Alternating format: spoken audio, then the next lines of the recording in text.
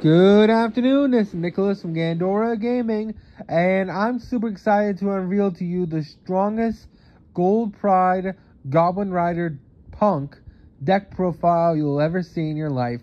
I bring you my 52 card monstrosity of a deck that honestly is probably the strongest deck I've ever played, and that's saying something because I used to play branded tier elements and Seiju tier elements. I really do think this deck is absolutely bonkers on its ceiling, and I do think this deck is absolutely cracked out of its mind. So I bring you all Gold Pride Punk Goblin Rider, and this is the deck profile. I am really proud to say this is what I came up with. Now, the ratios are still being worked out. I've been taking cards in and out all day and yesterday and the day before that. Ever since Goblin Rider has been revealed, I have been playtesting these cards on Dual Nexus to figure out which is the best brew for this deck, and I really do think I came up with something special. You'll not see a deck list like this anywhere on the YouTube sphere besides me. So let's just get straight into this. So first things first, for the Punk monsters, we are playing 3 Ogre Dance and 3 Foxy Tomb. These are 1.5 card starters. I have said this in so many videos. Ogre Dance is amazing. Your best normal summon in this deck is Xiamen, and you always want to have access to her. So Ogre Dance is just an amazing card to get you access. Not to mention, if you have multiple punks in hand, you can always search for Deer Note, and Deer Note gets you playing too. Or you search for Wagon, and Wagon gets you playing there as well. So I've always been happy with Ogre Dance. I think Ogre Dance is an insane card. If you're not playing it in your Punk decks, you're doing something wrong. Foxy Tomb, same thing. It's the reason why Ogre Dance, Xiamen are 1.5 card starters, is because Foxy Tomb, just by discarding a card, special summons a Punk from deck, and then that gives you ability to normal summon whatever Punk you need after you search with Xiamen to get your plays going. It's a very, very powerful card. Must up 3 of the deck. It makes the whole deck go round. For our one-ofs, we are playing the 1 Deer Note, the 1 Share Kusai, the 1 Wagon, and the 1 Madam Spider. These cards are absolutely insane, but they are one-ofs. You don't want to see them in your opening hand. You usually want to special summon them with E-Telly or off your Amazing Carp or just through other plays. You never want to open a handful of one-ofs, so I think these are just pretty solid one-ofs to keep in the main deck to get and search in your combos. But really, really powerful cards.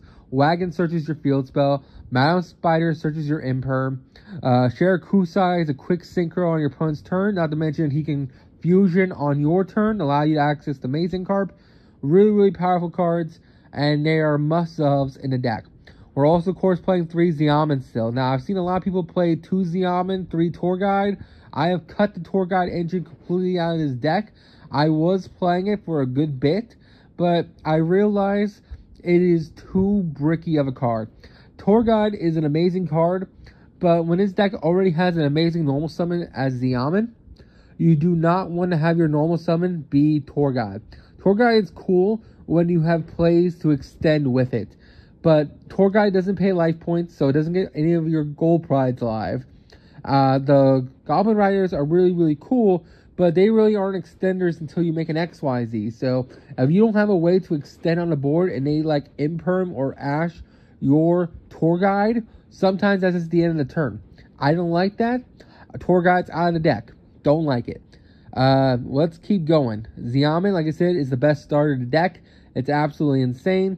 All the level 3 punks are tuners, which is crazy because most of the Gold Pride are non-tuners, and all of the Goblin Riders are non-tuners, meaning you have access to a lot of powerful synchro 6s, 8s, and 11s.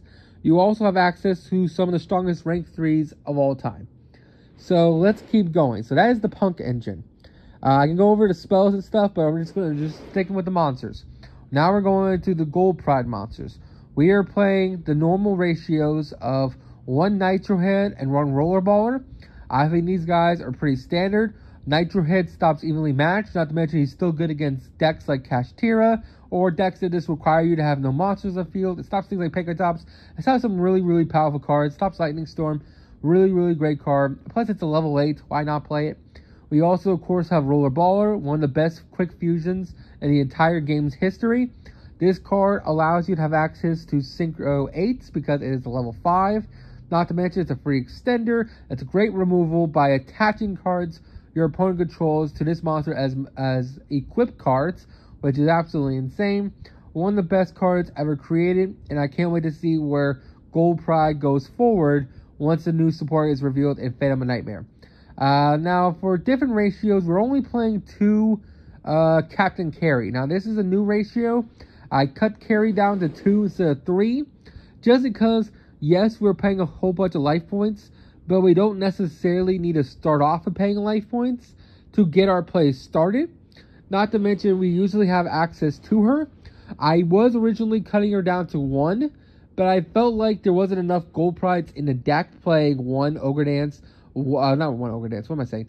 1 Captain Carry, 1 Nitro Head, and 1, of course, of our lovely, lovely Roller Baller. I felt like 2 was the perfect ratio. It made the trap live. A lot of times I was comboing so hard that I went through all the gold prides on my turn. Thus, my trap was dead.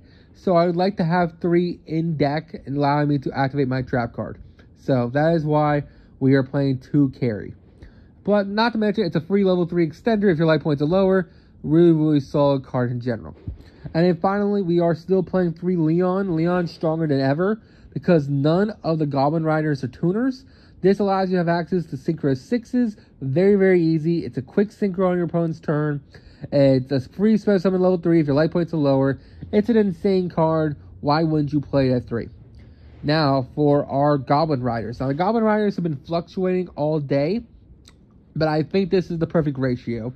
I'm throwing 3 Goblin Rider Doug the Assaulter. This is the best one.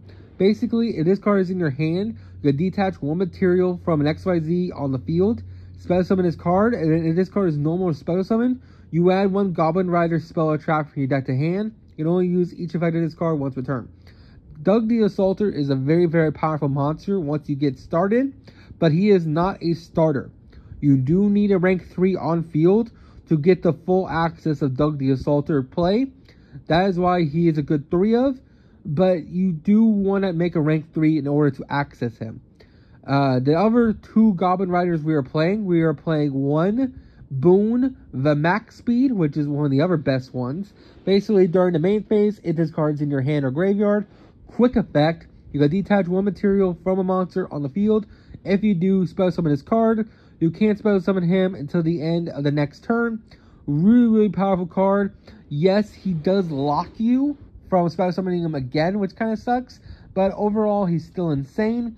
He allows you to get so many rank 3s on your field. It's ridiculous. Not to mention, you can get around not using his effect by using the spell card for the Goblin Riders to cheat him out that way. Overall, he's an insane card and is a must-have one of the deck. Now, for the other one, we are playing 1 Cold-Blooded Menina. I like her. She's really solid. If this card is normal or special summon a Goblin Rider from your hand. And then, if this card is in your graveyard, you can detach a material from a monster on the field. If you do special summon this card, but banish it when it leaves the field. Now, I like her over the other one. There's 4 Goblin Riders in the main deck. I'm only playing 3. I was playing the 4th one for a long time, Nash, the Sonic Boom Bird. I don't like him as much. He is good in pure Goblin Rider, but this is not pure Goblin Rider. This is a 52 card deck, and most of the time he was bricky, so I took him out. Cold-Blooded is absolutely insane. Cold-Blooded allows you to basically get another normal summon for a Goblin Rider. So you can go normal summon Cold-Blood, special summon out Doug the Assaulter Search. Absolutely insane. Also, you go make a rank 3, search out Doug the Assaulter. Doug the Assaulter, search your spell card, the Grand Arrival of the Goblin Riders. Grand Arrival of the Goblin Riders will search out either Mac Boom or Cold-Blooded. Then the spell card will spell summon one of them from hand. And then you make another rank 3, detach this card to graveyard, and then you reborn it from grave using its effect. Really, really good card. I like it as a solid 1 of, but it is just another extender. It doesn't get your play started, so ultimately you don't really want to see it in hand. Now let's talk about the extenders we are playing, because we are playing a lot. We are, of course, playing the Wheeler and Tracker. They're at 1. I still like them as 1-0s because they are searchable off E-Telly. They're searchable off our Synchro 8. Not to mention, they're just very, very powerful level 3s that we can actually add to our hand. Tracker, I'm glad is back in the deck. I think Tracker is amazing. And this card is used as synchro material. It pops a card lower than the attack of the synchro monster, which is really, really good. And then Tracker allows you to, if this card is used as synchro material, that synchro monster gains 600 attack, which is also really, really good. Not to mention, there's generic level 3 extenders that are Earth. So if you do end up putting Barkion back into this list, which I'm debating on, Barkion is an infinite trap negate, which helps you against evenly matched. And Barkion's very, very easy to make in his deck. It also helps you against Imperm and things like that. So there is a debate to put Barkion back in this list.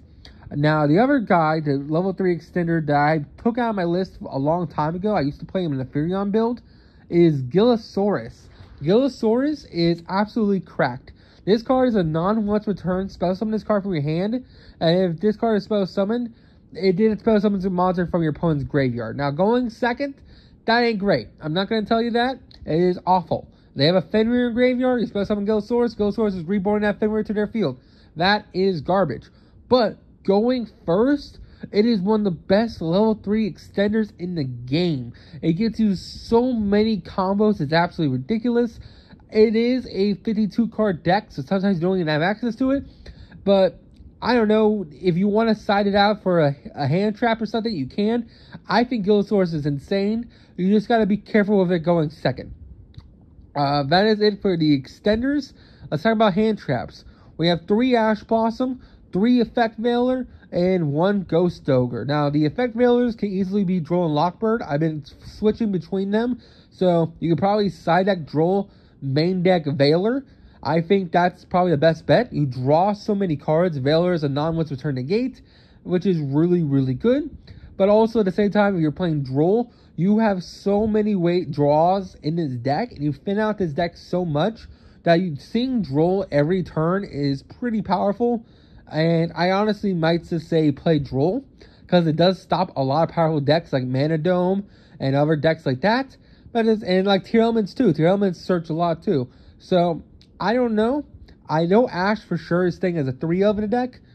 Ghost Ogre is a really, really powerful search card. We can search it off our Synchro 8. Not to mention E-Telly can get it out. Ogre is always going to be a Punk staple because, again, our Synchro 8 can search it. Jam Dragon Drive can just search this card, which is absolutely insane. And just a debate if you rather have Veiler or Droll. The reason why we're not playing Imperm is that we don't really have space in the back row. We usually set 3 or 4 back row on our turn using the generic traps we usually search. So Imperm isn't good there. Not to mention we do draws during the end phase or draws during our opponent's turn. And if you draw an Imperm while you already have an established board during your end phase or during your opponent's turn, it's a dead card. So I'd rather draw into a Veiler. I'd rather draw into a Droll. So that is why I'm playing the 3 Ash, 1 Ghost Ogre, and either 3 Veiler and 3 Droll. I'm not playing 12 hand traps. I'm playing just 3-3-1. But if you want to fit more, you probably can. There is some like weird ratios I'm testing out. For example, I'm still playing the Goatee package. I think the Goatee package is cute. It helps you play around Droll, which is one of the biggest buzzkills of this deck. As much as I love the Goblin Riders, they still don't help you beat Droll. If anything, it makes the problem worse, because now you added a new engine to the deck that also loses the Droll, because Goblin Riders, Punks, and Gold Pride lose the Droll and Lockbird, which is absolutely ridiculous. But all 3 decks are insane together that I think you outweigh the costs. So if you really are scared of Droll, play Crossout or just play the Goatee engine, because the Goatee engine helps you play around Droll and gives you a board wipe, which is really, really good. Finally, I think that is it for the monsters. I think I mentioned all of them, including the Goatee package. Let's talk about the spells. We're playing 3 Grand Arrival, the Goblin Riders. I'm debating cutting this card to 2. The only reason I'm cutting it down to 2 is because the best effect of this card is when you have the rank 3 Goblin Rider on field. and sometimes you don't have it on field, thus the search isn't that great. But it's so easy to make a rank 3 that I'm still debating if this card is going to be a 2 of, a 3 of, or where to go from here. But right now I'm testing it as a 3 of. It could go down to 2 later, but I really do like Grand Arrival of the Goblin Riders. It's a search spell, and then if you control the rank 3, especially something that's level 3 that you just search from hand, which is really, really good. We're also playing 3 Emergency Teleport. This is our 1-card starter deck. This card's absolutely insane. Why wouldn't you play this card? We cut down Better Luck Next Time to 2. It is so easy to access the rank 3 pool in this deck. It's ridiculous. Captain Carry is almost a must-have make in the combos. Thus, you don't really need to open Better Luck Next Time to have an insane board, because most likely you're searching it. So I like it as a 2 of that you can open and then search out later in the combo, so you have it for next turn. But maybe seeing too many of it is too much, so I think 2 Better Luck Next Times is fine. Well, for our final spell card, we are playing the field spell, Jam Extreme Session. This card is absolutely insane. It draws you 2 cards, plus you banish a punk from your grave, so summon a punk from hand. Absolutely ridiculous. For our traps, we are playing 2 Start Your Engines. I did cut this down to 1 for a while when I was playing 1 carry, but I put 2 carries back in the deck, and I felt like you never going first are mad to have Start Your Engine in your hand. It's still an insane trap card that literally says pop a monster, then spell summon a gold pride from your deck. It's still an insane card, so I don't mind having it at 2, but I can see in later builds cutting it down to 1.